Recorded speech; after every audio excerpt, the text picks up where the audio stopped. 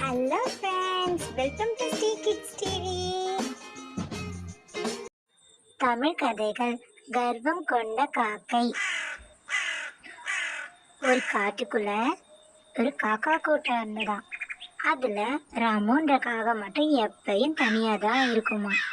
ஏன்னா அதுக்கு மற்ற காகங்களை விட தான் தான் ரொம்ப அழகுன்ற கர்வமா. எப்பயுமே தனியா தான் பறந்து சுத்திட்டு இருக்குமா. ஒரு நாள் தாகத்துக்காக தண்ணி குடிக்கிறதுக்காக ஆத்தங்கரை பக்கமா போய் உட்கார்ந்துதான். தண்ணியில தன் முகத்தை பார்த்து ரொம்ப தன்னை தனி புகழ்ந்துட்டு இருந்துதான். அட எவ்வளோ அழகு, இந்த உலகிலே நான் தான் ரொம்ப சந்தோஷமானவன் அப்படின்னு நினைச்சிட்டு இருந்துதான். அப்போ அந்த நேரம் இங்கிருந்தும் வந்திருந்த அன்னப்பறவைங்க ஆத்தங்கரையில உட்கார்ந்துட்டு இருந்துதான். அன்னப்பறவைகளை பார்த்த காகம், ஐயோ இவ்வளோ அழகா இருக்கே, அப்போ உலகத்திலே ரொம்ப சந்தோஷமா இருக்கிற பறவை இந்த அன்னப்பறவையா தான் இருக்கும் அப்படின்னு நினைச்சுக்கிட்டு அங்க இருந்து அன்னப்பறவையை பார்க்கறதுக்கு கிட்ட போச்சான். கிட்ட போய் உட்கார்ந்துட்டு அன்னப்பறவைய, எவ்வளோ வெள்ளையா இருக்கு, சரி நம்ம பேசுவோம் அன்னப்பறவைய அப்படின்னு கூப்பிட்டுதான். அன்னப்பறவையை பார்த்து, நீங்க இவ்வளோ அழகா வெள்ளையா இருக்கீங்களே, அப்ப நீங்க தான் உலகத்திலே ரொம்ப சந்தோஷமா இருப்பீங்கல்ல அப்படின்னு கேட்டுதான். அதுக்கு அன்னப்பறவையோ, நானும் அப்படிதான் நினைச்சிட்டு இருந்தேன், ஆனா கிளிய பார்த்த பிறகு என்னோட எண்ணமே மாறி போச்சு. கிளி எவ்வளவு அழகு தெரியுமா, அதுக்கு முன்னாடிலாம் நான் ரொம்ப தூசு மாதிரி ஆடிட்டேன் அப்படின்னு சொல்லிச்சான். அதை கேட்டதுக்காக அங்கிருந்து பறந்து கிளிய பாக்குறதுக்காக கிளியோட பொந்து இருக்கிற இடத்துக்கு போச்சான். வழியிலே யோசிச்சுக்கிச்சான், அப்ப கிளிதான் இருக்கிறதுல சந்தோஷமான பறவை போல, ஏன்னா அதுதான் அழகா இருக்கே அப்படின்ட்டு போய் உட்கார்ந்த உடனே, ஆஹா ஆமா ஆமா, கொக்கு சொன்ன மாதிரி இது பச்சையா அழகா இருக்கே அப்படின்னு நினைச்ச காகம் கிளியை கூப்பிட்டு பேசிச்சான். கிளியே கிளியே, நீ இவ்வளோ அழகா இருக்கியே, அப்ப நீ தான் உலகத்திலே சந்தோஷமான பறவையா அப்படின்னு கேட்டுச்சான்.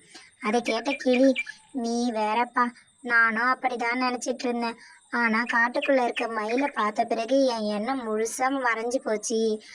மயில் எவ்வளோ அழகு தெரியுமா, அதுக்கு முன்னாடிலாம் ரொம்ப சாதாரணம் அப்படின்னு சொல்லிச்சான். இதை கேட்ட காகம் மயிலை பார்க்கறதுக்காக காட்டுக்கு போச்சான். ரொம்ப தூரம் பறந்து போன காகம் ஒரு மரத்தடியில ஒரு மயில் ஒண்ணு இருக்கிறத பார்த்துதான். அது பக்கத்துல போய் உட்கார்ந்துதான். அதுக்கப்புறம் மயில் அழகா ரசிச்சுதான். ஆமா ஆமா, கிளி சொன்ன மாதிரி மயில் எவ்வளோ அழகு அப்படின்னு நினைச்சு மயிலை கூப்பிட்டுதான் காகம். மயிலும் திரும்பி பார்த்துதான். அதை பார்த்த காகம், மயிலே மயிலே, நீ தான் ரொம்ப அழகா இருக்க, அப்ப நீ தானே இந்த உலகத்திலே ரொம்ப சந்தோஷமான பறவை அப்படின்னு கேட்டுதான். அதுக்கு மயிலோ, நான் அழகா இருக்கேன், ஆனா நான் சந்தோஷமா இல்லை அப்படின்னு சொல்லிச்சான். இதை கேட்ட காகம் அதிர்ச்சி ஆயிடுச்சான். ஏன் இப்படி சொல்ற அப்படின்னு கேட்டுதான். அதுக்கு மயிலோ, ஆமா நான் ரொம்ப அழகா இருக்கேன், அதுக்கேத்த மாதிரி என்னோட சுத்தி ஆபத்துகளும் அதிகமா இருக்கு. என்னை வேடன்னு பார்த்தா வேட்டையாடுவான், மக்களும் என்னை பார்த்தா வனவிலங்கு பூங்காலாம் அடைச்சி வச்சிருவாங்க, ஆனா என்னால சுதந்திரமா இருக்க முடியல. ஆனா உன்னை பாரு, நீ எவ்வளவு சுதந்திரமா இருக்க, உன் கூட்டத்து கூட நீ சந்தோஷமா இருக்கல்ல, ஆனா அந்த மாதிரி எங்களால இருக்க முடியலையே அப்படின்னு சொல்லிச்சான். மயில் சொன்னதை கேட்ட பறவைக்கு, தான் எவ்வளவு அழகா இருக்கிறோம், எவ்வளவு சந்தோஷமா இருக்கிறோம்னு சொல்லிட்டு கூட்டத்து கூட சேராம இருந்தது எவ்வளவு தப்புன்னு புரிஞ்சுதான். இனிமேல் கர்வமா இருக்கக்கூடாதுன்னு முடிவு பண்ணிட்டு தான் கூட்டத்து கூட போய் சேர்ந்து சந்தோஷமா வாழ்ந்துதான். இந்த கதையில இருந்து நம்ம என்ன தெரிஞ்சுக்கிறோம்னா, கர்வம் கொண்ட காகம் இந்த உலகத்திலே தான் தான் அழகானவன், சிறந்தவன், சந்தோஷமானவன் நினைச்சு மற்ற காகங்க கூட சேராம தனியா இருந்தது. ஆனா அதை விட அழகான பறவைகளை பார்த்து அதுங்க மனசுல என்ன இருக்குதுன்னு தெரிஞ்சதுக்கு அப்புறம் தன் வாழ்க்கையை தானா வாழ்வதுதான் ரொம்ப சிறந்தது, அப்ப நம்ம கூட்டத்தோட வாழலான்னு முடிவு பண்ணி ரொம்ப சந்தோஷமா வாழ்ந்தது. அதே மாதிரிதான் நம்மளும் அடுத்தவங்களை பார்த்து பொறாமப்படாம எப்பயும் நம்ம ஒற்றுமையா சந்தோஷமா இருக்கணும். Thanks for watching our channel. Like, share and subscribe us.